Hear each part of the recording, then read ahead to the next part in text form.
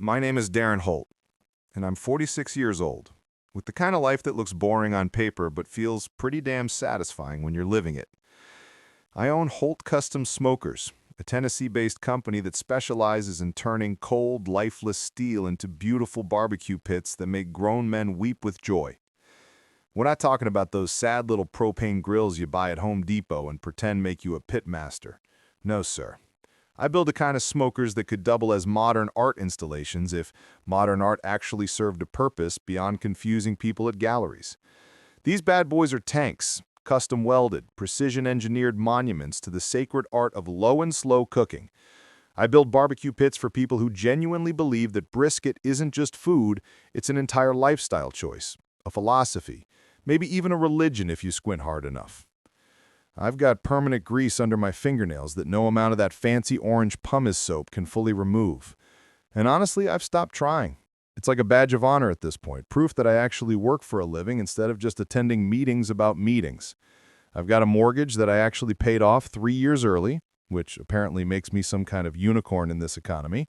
I've got 4 kids who oscillate between thinking I'm half genius and half complete embarrassment, depending on whether I'm fixing their cars or trying to use TikTok. And up until about a week ago, I genuinely thought I had what you'd call a perfect marriage, or at least the kind that looked good enough in the holiday card photos that nobody asked uncomfortable questions at church. My wife, Miranda, well, I guess I should start saying my soon-to-be ex-wife, Miranda, to get used to the taste of those words, is beautiful in that elegant, put-together way that makes other women simultaneously admire and hate her. She's got ambition pouring out of her pores, the kind of drive that could power a small city if we could just figure out how to hook her up to the electrical grid.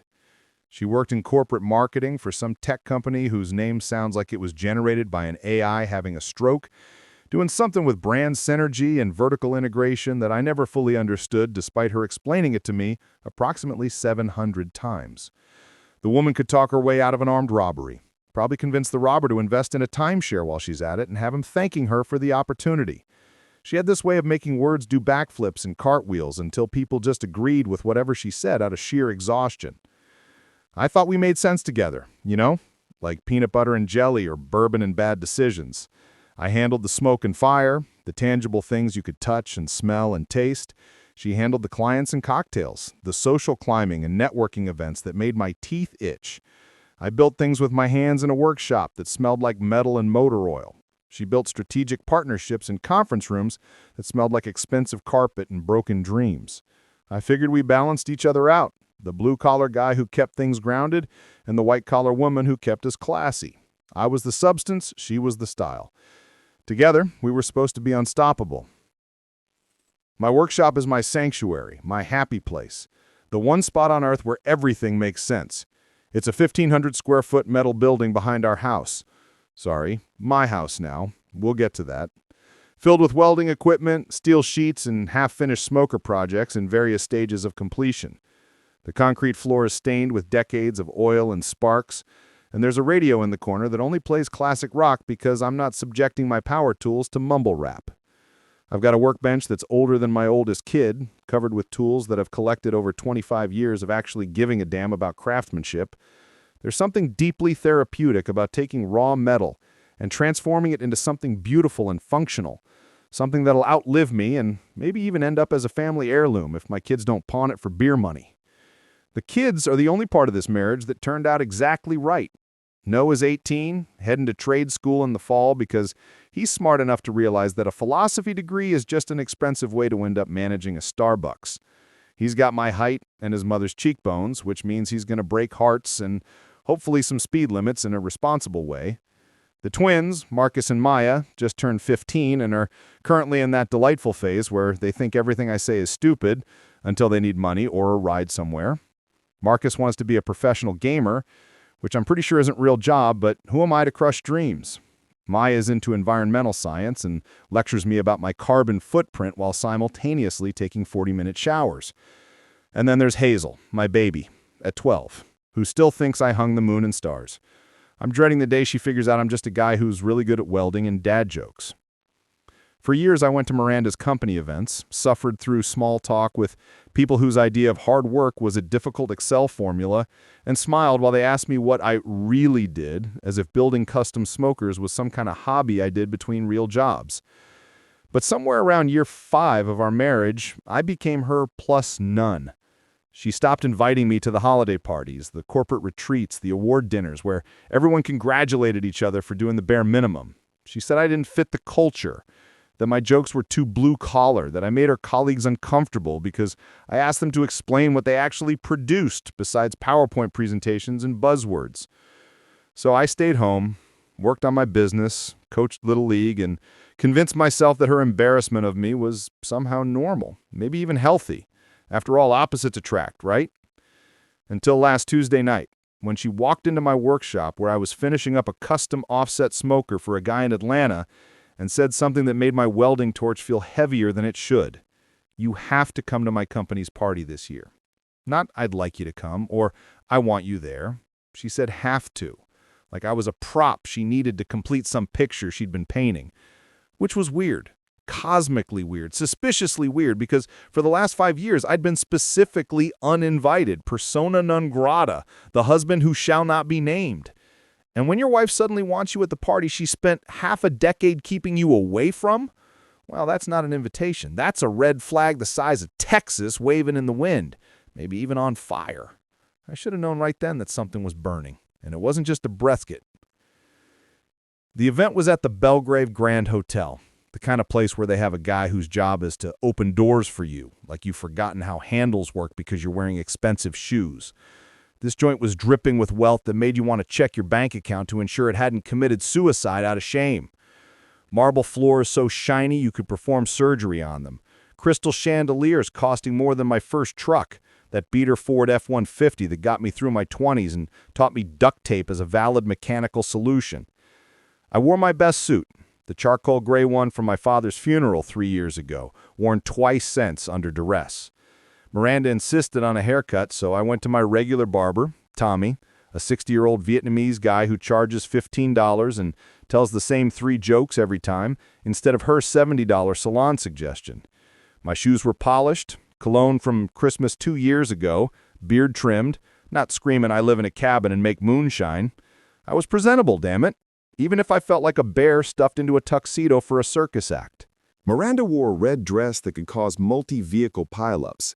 It hugged her in ways that reminded me why I'd married her at 23, back when I thought pretty and ambitious equaled good person. Her heels were so high, I worried about her fleeing in an emergency, but she walked like she was born on stilts. She'd spent 2 hours on makeup and hair, excessive until we arrived, and everyone looked like they stepped from a magazine ad for unaffordable things. The ballroom was packed with Miranda's co-workers, dressed like Oscars attendees, not a Nashville corporate party. Open bar with top-shelf liquor explained the enthusiasm. Waiters glided with trays of tiny food towers, drizzled with truffle oil, rich people requirement. I grabbed a whiskey, tasting like it cost more per ounce than gold, tried not to break anything or discuss quarterly earnings. Miranda transformed into her work persona, like Clark Kent to Superman, but fighting for status. She laughed louder, touched arms, used circle back, and move the needle unironically. I stood like furniture as she introduced me. This is my husband, Darren. He builds barbecue pits. Then she'd pivot away before follow-ups, like I was an embarrassing fact to acknowledge but not dwell on. I was nursing my second drink, contemplating a fake medical emergency, when he appeared. Gavin Cross materialized like a movie villain, polished, smooth, handsome from genetics and skincare, hair perfect, no static despite December, smile winning, confidence from never assembling IKEA furniture. Miranda's face lit up like our Christmas tree when she saw him, eyes sparkling in a way not for me lately. They had instant connection, laughing at inside jokes, whispering, acting like the only two in the room. I was a decorative plant. Gavin shook my hand hard, said, "Oh, you're the husband," like a minor character. Turned back to Miranda, complimenting her, discussing work, late nights. My alarms blared, but I told myself paranoid. Then it happened. Gavin flicked a dollar bill from his wallet across the table. It landed by my drink, George Washington staring disappointed. He draped his arm near Miranda's shoulders, said, "Don't worry, champ, I'll take good care of her tonight." The table erupted in laughter. Miranda's colleagues howled. She looked embarrassed briefly, then joined. Someone wheezed, "Oh my God, Gavin!" I sat, rage building. Picked the bill, folded it, looked at Gavin. "Thanks. That's the down payment for your upcoming hospital bills." Laughter died. Gavin faltered. Miranda paled. I stood, buttoned my jacket, walked out. Miranda called distantly. Valet got $20. I sat in my truck 5 minutes before driving. The dollar burned in my pocket. Miranda didn't come home. I stayed awake, watched the driveway. At 3 a.m., in my workshop, welding aggressively. Phone silent. Called twice, voicemail, left. "Where are you?" Workshop freezing, but I worked, replaying the party. Her laugh, her look at him, no defense. At 4:30, bank notification, $387 at Belgrave Grand at 1:47 a.m. Screenshot saved. Dawn, her BMW purred in. I waited, watched her sneak in, entered kitchen. She wore yesterday's makeup and Gavin's monogram jacket, GC on the pocket. "Oh," she squeaked, "you're up early." "Never slept. Where were you?" Nervous laugh. "Party went long, crashed on a colleague's couch. Gavin lent this, cold." Then I saw the hickey on her neck. Purple-red bruise. "You've got something on your neck." Hand flew up. "Curling iron burn, clumsy." Sure. Watched her make coffee, hum, act normal. Something broke inside me. Locks changing today. Sunday, up at 6, coffee strong. Home Depot for locks. Grade 1 security, old school deadbolts. Cashier Brandon shared X story. We commiserated. $300 investment insanity. Home, Miranda asleep or hiding. Installed locks methodically. Noah helped on the last 2. That's cold, Dad. By noon, keys distributed. Me, Noah, not to Mom, spare hidden. Miranda left for hot yoga. At 6:30, her key failed. She yelled. I opened the door. "The key isn't working." "Yeah, neither's our marriage." Jaw dropped. "What? Let me in." That's rich from someone in a hotel with Gavin's jacket and hickey. Not what happened. Neighbors watched. I said loud, "Communication ended when you made our marriage a group project." She stormed off. House felt fresher. Noah downstairs. "Mom called. You're overreacting." Told her I'd talk, not hard. Laughed. "You've noticed her treating me like an accessory?" We all noticed. Twins think affair 6 months. Mail next day. Lawyer letter. Spousal support. Half business. Called Jack Freeman. Marriage dead. Help. Finally, Melody saw her with a guy. Everyone knew but me. Office tomorrow. Clara Wu, forensic accountant, Doug. $40K on business card. Hotels, spas, Victoria's Secret. 11 Belgrave stays. Transfers to GC Enterprises, Gavin's LLC. Laughter erupted. He threw $1 at his boss. Tuesday, scheduled meeting. Gavin paled seeing me. Slid $1. Belongs to you. Fired him. Security escorted. Voicemail. Gavin screaming at Miranda. "Didn't tell me husband owns the company." Week of calls ignored. Messages, apologetic to angry. Kids shut her down, moved to sisters. Jack, $70K siphoned. More ammo. Court, Miranda, victim act. I countered with receipts.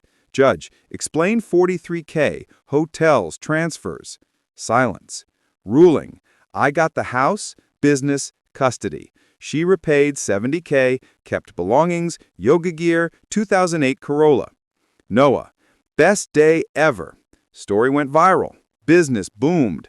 Loyalty series smokers. Don't get burned. Kids adjusted. Noah marketing, twins pursuing passions, Hazel proud via therapy. 6 months later, thriving. Miranda finding herself, Gavin selling boats in Florida. On porch with Noah. Let idiots light themselves. Frame dollar in office. Respect the man with grease on his hands.